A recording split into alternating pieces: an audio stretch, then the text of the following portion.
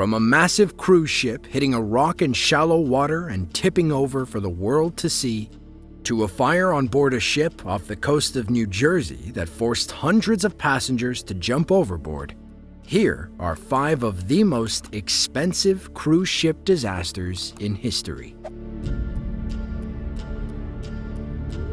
Carnival Splendor is a cruise ship run by the Carnival Cruise Line. On November 8, 2010, it ran into some serious problems. On the second day of a cruise from Long Beach to the Mexican Riviera, there was a catastrophic failure. One of the diesel generators started a fire in the engine room, which is really not the ideal place to have a fire. The fire soon spread to the electrical cables, and the entire ship lost power. In the olden days, when ships still needed sails, not having electricity wasn't an issue. But for modern cruise ships, it's kind of a big problem. The fire was soon put out and nobody was injured, but the damage had been done. The ship, which had 4,500 people on it, was just stuck in the water without electricity. There was no way to restore power to the engines, so the ship had to be towed by a tugboat back to California. Since there was also no power for air conditioning or refrigeration, the passengers of this ill-fated cruise had to be fed some other way. The Navy landed helicopters on the ship and handed out rations. I think the military getting involved is a sign that your cruise is not doing so great. All passengers had to be refunded for ticket and travel expenses. And they also got a voucher for a free cruise. I wonder how many of them actually took it, considering how well their last cruise went. The whole incident was rumored to have cost Carnival $100 million. But fires are not the only potential danger for cruise ships. On January 13, 2012, the Italian cruise ship Costa Concordia learned that there are far more expensive ways to damage your boat out on the ocean. During a planned 7-day cruise, the captain decided to take the ship a bit off course to sail closer to the island of Giglio. This turned out to be a fatal mistake. The ship ended up hitting an underwater rock that caused it to capsize and partially sink right off the coast. There was an intensive 6-hour rescue that brought nearly everyone ashore.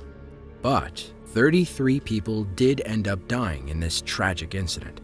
So how does such a catastrophic failure happen, despite all the technology that ships have now? Well, an investigation blamed the crew, particularly the captain Francesco Schettino, for steering off course. He also left the ship at the first sign of danger, abandoning everyone else on board. He was later found guilty of manslaughter and was sentenced to 16 years in prison. Costa Cruises and their parent company Carnival did not face any criminal charges themselves. The ship was declared to be a constructive total loss by the cruise line's insurance company. The subsequent salvaging was one of the biggest maritime salvage operations in history. Costa Concordia was refloated by welding flotation tanks to its sides. Then, it was towed 200 miles back to its home port of Genoa so it could be scrapped. The whole process took 5 years. The total cost of the deadly disaster, including compensation for the victims, refloating, towing, salvaging, and scrapping, is estimated to have cost approximately $2 billion. Carnival Sunrise, formerly known as Carnival Triumph, has had some less than triumphant moments in its history. In 2013, the cruise ship had a fire in the aft engine room. It was put out automatically by the fire extinguisher system, and nobody was injured. But, just like with the Splendor a few years prior, all power was lost. To make things even worse, raw sewage began to back up on the passenger deck areas.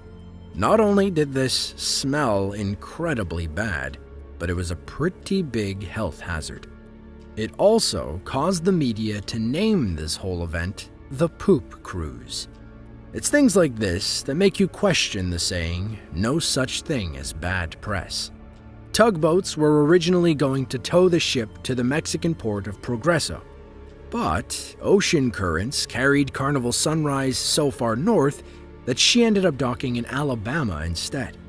After this, Carnival realized that they had an engine fire problem that they needed to fix. They announced a huge, sweeping, fleet-wide review of all of their ships. They put in backup generators on every ship, something which maybe should have already been there. A huge string of voyages had to be cancelled while they did this. And this wasn't even the end of the ship's problems. While it was docked in Alabama getting repaired, unusually strong winds caused it to break free from her moorings and hit another ship. It collided with the United States Army Corps of Engineers vessel Dredge Wheeler. This created a 20-foot gash on the stern. The wind also caused a guard shack on the dock to collapse. One of the people inside the guard shack sadly lost their life in this incident, while the other was able to be rescued. All of this and more caused the repairs of the ship to be delayed even further. In the end, the entire disaster cost Carnival $80 million. The cruise ship MTS Oceanos was a French-built ship that sailed for many years before a tragic final voyage in 1991. The captain, Yanis Avranas, had been a seaman for 30 years, which seems like it would be a good sign. With a real veteran at the helm, how bad could things really get? Well, Oceanos ran into a serious storm. It created such bad conditions on board that waiters couldn't even carry food to people's tables. As the night progressed, the storm got worse. A series of freak waves slammed into the ship, and the Oceanos began to take on water. Soon after that, they lost power, and the engine room was quickly flooded. Oceanos ended up adrift and at the mercy of the ocean. No alarm or announcement of any kind had been made to the passengers up to this point. Eventually, some of them started to wonder what was going on, so they went up to the bridge. There, they found absolutely nobody, which could not have been a fun realization. One of the entertainers on board used the radio to broadcast a distress call until someone answered. Rescue helicopters and lifeboats were sent, and everyone was rescued. Interestingly enough, there is an entire website dedicated solely to this event called oceanossinking.com. It was created by Moss Hills, one of the entertainers who helped lead the rescue effort. It is unknown why he maintains this website, which includes various details and first-hand accounts of the sinking. The SS Morro Castle was a luxurious ocean liner built in 1930. The ship was known for its popularity, even during the Great Depression. On the night of September 5, 1934, things took a turn for the worse when the ship caught fire and ran aground while traveling from Cuba to New York.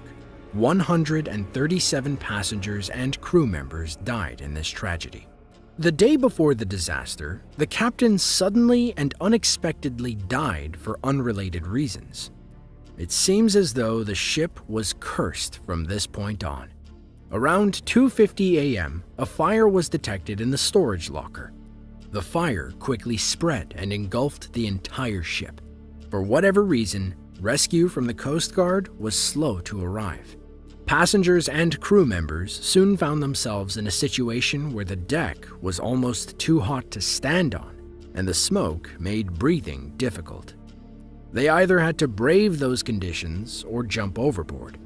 The issue with that was the water was incredibly choppy, and swimming was near impossible. Of the 12 lifeboats on board the ship, only 6 were launched. It is unknown why the others were not used, as there was enough room for everybody to use them. Eventually, rescue boats did arrive, and they managed to save the majority of people on board. The burnt-out shell of the SS Morro Castle eventually ran aground off Asbury Park, New Jersey. Despite a lengthy investigation into the cause of the fire, one was never determined. The ship was declared a total loss. The estimated cost for this disaster was over $4 million back in 1934. The Titanic is by far the most famous cruise ship disaster. Nobody's gonna make a blockbuster movie about Carnival Sunrise, for instance. Unlike the other entries on this list, the Titanic was a truly unique ship for its time. When it was built, it was the largest ship in the world. It required 600 tons of coal per day to operate. It took 176 people just to shovel the coal to keep the thing moving. On April 15, 1912, it struck an iceberg and began to sink, slowly taking on water for over 2 hours before finally disappearing into the ocean below. The majority of those on board died, either as a direct result of the sinking or from the freezing temperatures of the ocean water. Ironically, there was a lifeboat emergency drill scheduled to happen on board the Titanic on the exact same day that it ended up hitting the iceberg. It still isn't known why the captain ended up canceling the drill. It's thought that if the drill had actually taken place, more people would have survived. Through these disasters, we have learned better ways to build ships and what to do to avoid making the same mistake twice. Hopefully, there won't be any more major disasters at sea in our lifetime. If you enjoyed this video and want to see more just like it, be sure to click the link on screen now. With that, thanks for watching, and we'll see you in the next one.